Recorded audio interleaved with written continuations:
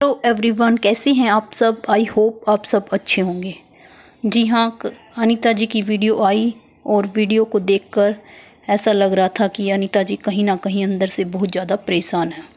और परेशानी का कारण हो न हो कहीं ना कहीं बेटा बहू है, क्योंकि उन्होंने बताया कि लक्की का बर्थडे था और उन्होंने बताया कि बर्थडे सेलिब्रेट नहीं किया। और ये सब बातें उन्होंने अपने ब्लॉग में बताई कि 5-6 दिन से केक फ्रीज में रखा है जो अंजलि लेकर आई थी, पर मन ही नहीं कर रहा था और इसी कारण से किसी ने भी केक नहीं काटा।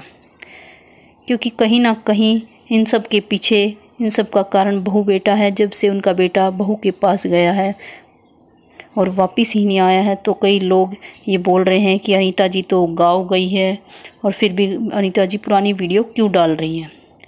और फिर अनीता जी ने बोला कि 1-1.5 महीना हो गया पर किसी से मिली भी नहीं हूँ, क्योंकि ना मिलने का कारण भी यही है कि जब गांव में लोग बोलते हैं कि जैसे सबको पता चल गया है ब्लॉग के ज़रिए कि उनके लड़के की शादी हो गई है और लोगों को ये भी पता है कि उनका लड़का भाग गया है।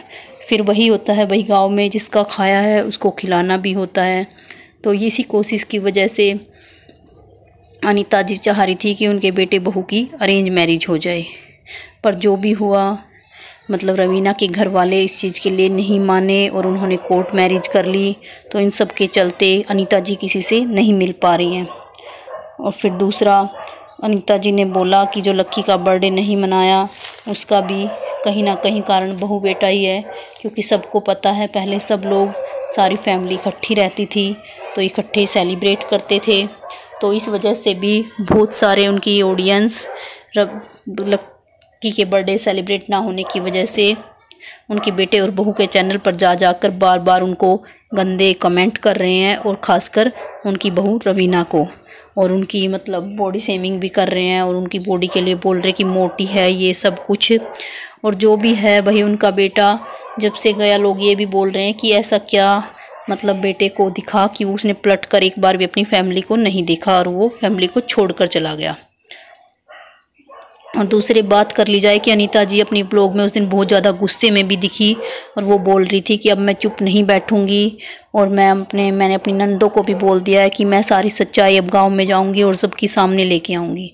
तो उसके बाद ही बसंती की भी एक वीडियो आई जिसमें उसने बोला कि हमारे पास भी सारी रिकॉर्डिंग है, कॉल डिटेल है। तो क्या इन सब के चलते अनीता जी डर गई, क्योंकि उसके बाद उनकी कोई ऐसी गाँव से वीडियो नहीं आई जिसमें उन्होंने कोई ऐसी सच्चाई बताई हो।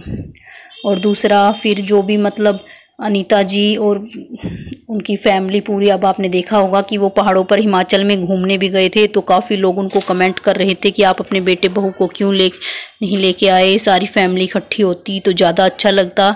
पर वहाँ अनीता जी कुछ भी नहीं बोलती हैं अपने ब्लॉग में, उन्होंने किसी कमेंट का जवाब नहीं दिया। तो ठीक उसी तरह फिर उनके बेटे और बहू भी, उन्होंने भी अपने ब्लॉग में दिखाया कि वो लोग भी पहाड़ों में घूमने के लिए गए, तो उन्होंने भी, तो लोगों ने इस बात पर लोगों को ज़्यादा भी गुस्सा आया कि सेम लोग फिर उनके पास जाकर कमेंट कर रहे थे कि आप तो अपनी मम्मी पापा की कॉपी कर रहे हैं, जो भी वो लोग करते हैं आप वही करते हैं। तो उन लोगों ने भी उसी तरह किसी कमेंट का रिप्लाई नहीं दिया।